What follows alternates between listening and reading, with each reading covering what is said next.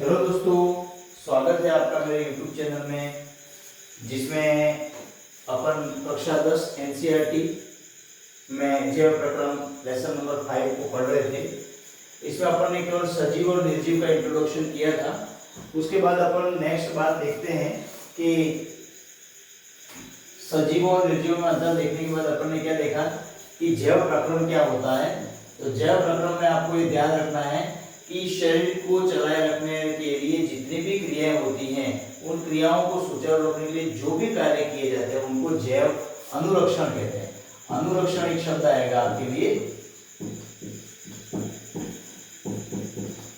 शरीर के प्रोसेस को चलाए रखने के लिए, शरीर को चलायमान बनाए रखने के लिए जो जैव क्रियाएं होती है उसको अनुरक्षण कहा जाता है। तो ये याद रखना है कि वे सभी प्रक्रम जो सम्मिलित रूप से अनुरक्षण का काम करते हैं, सभी प्रक्रम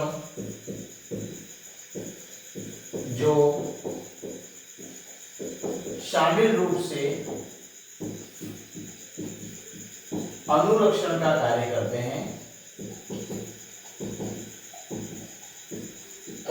हैं, जैव प्रक्रम कहलाते हैं।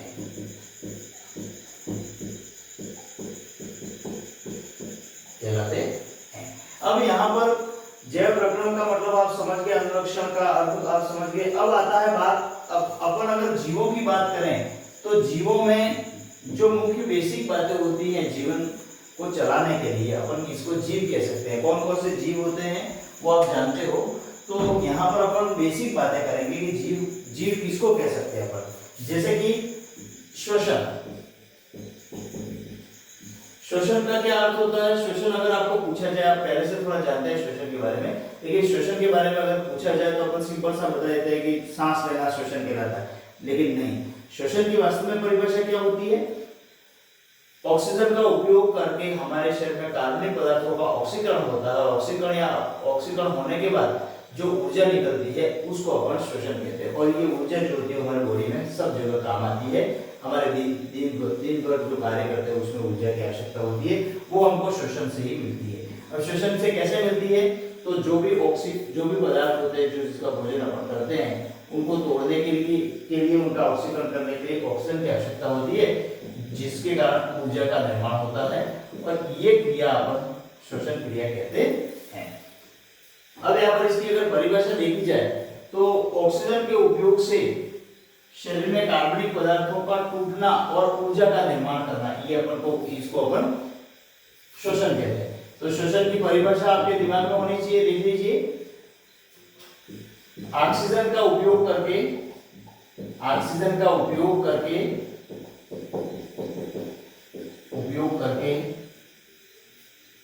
कार्बनिक पदार्थों का ऑक्सीकरण कर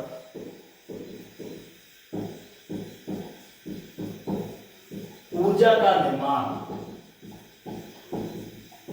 श्वसन कहलाता है।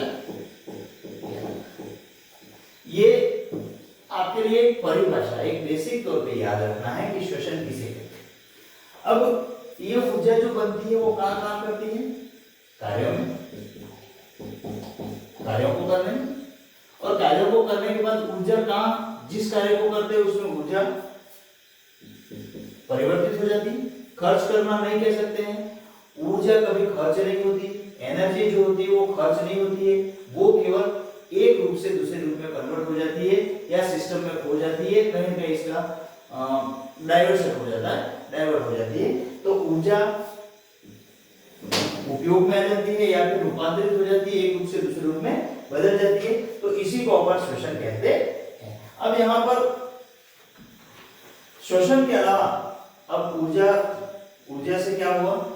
हमारे वर्क हुए, कार्य करने के बाद अब अपन ने जो भोजन किया था, भोजन का पाचन हुआ और पाचन से ऊर्जा मिली। भोजन के पाचन से ऊर्जा मिली और पाचन के बाद कुछ ऐसे पदार्थ निकले या अंदर शरीर में ऐसे पदार्थ बने जो हमारे शरीर के लिए आवश्यक नहीं थे, उनको अपन उत्सर्जक पदार्थ कहते हैं। यानी कि इनको शरीर से बाहर निकालना आवश्यक होता है, तो ये जो पदार्थ होते हैं उनको उत्सर्जक पदार्थ कहते हैं और इस क्रिया को उत्सर्जन कहते हैं। उस क्रिया को क्या कहते हैं? तो उत्सर्जन क्रिया किसे कहते हैं ये भी आपको इसमें जैव प्रक्रम में याद रखना है अच्छी तरह से।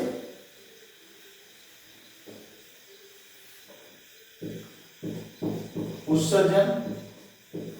अब देखो एनसीईआरटी की किताब के अनुसार अपन चलेंगे, वैसे अगर आप एक एक टॉपिक पे पढ़ने बैठेंगे अपन तो बहुत थोड़ा स्टडी में करवाऊंगा आपको।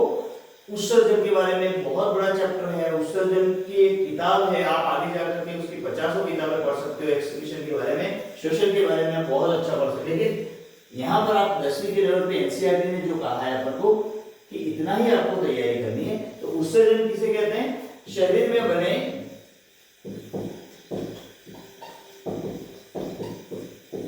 अपशिष्ट पदार्थों को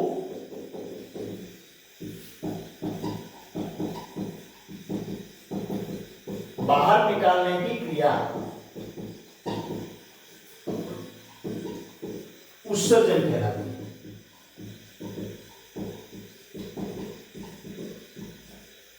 उसको क्या कहते हैं? उत्सर्जन कहते हैं। तो ये यहां पर अपने जैव प्रक्रम में ये सब बातें आती है। अब अपन इसको थोड़ा सा आपके एनसीईआरटी की बुक के अनुसार कि किस तरह से अपन सबसे पहले क्या करेंगे, पोषण के बारे में पढ़ेंगे, जिसको न्यूट्रिशन बोला जाता है।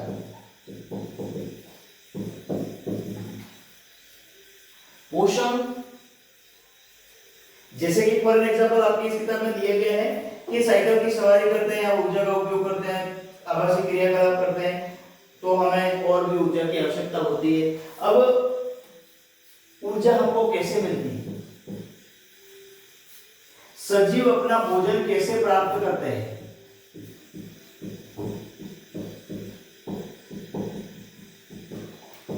कैसे प्राप्त करते हैं? सजीव किसे कहते हैं वो तो अपन ने देख लिया। सजीव अपना भोजन कैसे प्राप्त करते हैं, कहां से प्राप्त करते हैं? ठीक है, हमको सोर्सेस कौन से, हमको कहां से भोजन मिलता है, तो इसके बारे में अपन पढ़ेंगे। अब यहां पर पोषण के आधार पर जीव दो प्रकार के बताए गए हैं, स्वपोषी और परपोषी। देखिएगा ये इस पार्ट में भी आपके एनसीईआरटी की बुक में दिया गया है, स्वपोषी और परपोषी। स्वपोषी किसको कहेंगे और परपोषी किसको कहेंगे? आप दिमाग में विचार कीजिए। स्व का मतलब स्वयं और पर का मतलब दूसरे के ऊपर आश्रित। जैसे मैं भोजन के लिए किसके ऊपर आश्रित हूं? स्वपोषियों पर आश्रित हूं, या भोजन के लिए मैं मेरे घर पे आश्रित हूं कि मेरे को रोटी बना के कोई देगा तब मैं खाऊंगा, या मैं स्वयं रोटी बनाऊं और फिर खाऊं। तो यहां पर ये रोटी बनाने का या खाने का ये प्रकार नहीं है स्वपोषी और परपोषी। स्वपोषी का मतलब होता है ऐसे जीव जो अपना भोजन स्वयं बनाते हैं। स्वयं बनाते का मतलब ऐसा नहीं कि मैं रोटी स्वयं बनाता हूं इसका मतलब मैं स्वपोषी हो गया, नहीं, नेवर। स्वपोषी का मतलब होता है केवल और केवल पौधे जो सूर्य के प्रकाश से अपना भोजन बनाते हैं।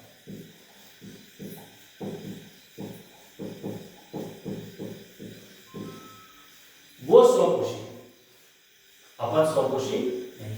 अब परपोषी वे सभी जीव जो पेड़ पौधों से भोजन प्राप्त करते हैं वो परपोषी। ठीक है, तो पेड़ पौधों से भोजन प्राप्त करने का मतलब आप रोटी खाते हो, चावल खाते हो, आप जो भी खाते हो वो पेड़ पौधों से आता है। ठीक है, वो सब अनाज का बना हुआ है और ये प्रोडक्शन पेड़ पौधों से मिलता है। तो यहाँ पर ये परपोषी और स्वपोषी का अंतर आपको ध्यान में रखना है। यहाँ इसके बाद कुछ और कार्बनिक पदार्थों से भी भोजन प्राप्त कर लेते हैं जीव, ये कहा गया है। कुछ स्वपोषी जीव होते हैं। ठीक है, तो यहाँ पर उसके बाद यहाँ पर कहा गया है कि जटिल पदार्थों को, ये भी बताया गया है कि जटिल पदार्थों को सरल पदार्थों में बदला जाता है भोजन करते समय। तो ये आपके ये भी याद रखना है कि अपने जब श्वसन क्रिया होती है, जब भोजन का पाचन करते हैं तो क्या होता है, जटिल कार्बनिक पदार्थ, अपन रोटी खाते हैं, चावल खाते हैं, ये जो होते हैं वो सीधे ऊर्जा नहीं देते, उनको फिर उनका ऑक्सीकरण होता है, वो टूटते हैं छोटे छोटे कणों में और टूटने के बाद इनका ऑक्सीकरण होता है। ऑक्सीकरण होने के बाद इनके अंदर ग्लूकोज निकलता है, ये सब बात की बातें आपके पास आएंगी धीरे धीरे। तो इससे ये जटिल होते हैं और जटिल से ये सरल पदार्थों में बदल जाते हैं। तो जटिल कार्बनिक पदार्थों से सरल कार्बनिक पदार्थों की क्रिया जो होती है उसको भी अपन भोजन का पाचन कह सकते हैं या उसको भी अपन श्वसन कह सकते हैं। उसके बाद कुछ बातें मुख्य रूप से आपको इसमें बताई गई हैं, जैसे अभी अपन ने लिखा कि जटिल कार्बनिक पदार्थ,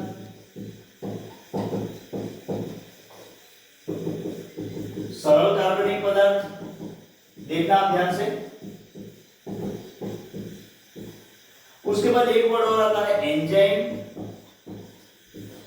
ये आपने सुना भी होगा।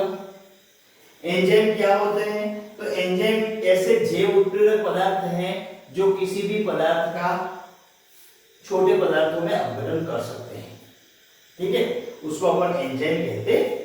तो ये एंजाइम के बारे में ध्यान रखना है। एंजाइम क्या होते हैं? जैव उत्प्रेरक होते हैं, ठीक है, और क्या करते हैं वो? भोजन का आगे और ऑक्सीकरण कर देते, और छोटे टुकड़ों में बांट देते और उसको उपयोग में लाने लायक बना देते। तो ये सभी चीजें जो होती हैं वो जैव प्रक्रम में आती हैं। पोषण के बारे में अपन पढ़ रहे हैं, फिर अपन कह रहे हैं स्वपोषी पोषण। तो स्वपोषी पोषण अपन नेक्स्ट वीडियो में पढ़ेंगे। यहां तक अपन ने पढ़ लिया, इसको आप अच्छी तरह से कंठस्थ कीजिए, मेरे चैनल को सब्सक्राइब कीजिए और सब्सक्राइबरों की संख्या को बढ़ाइए। धन्यवाद। वंदे मातरम। अगले वीडियो में मिलेंगे। Thank you.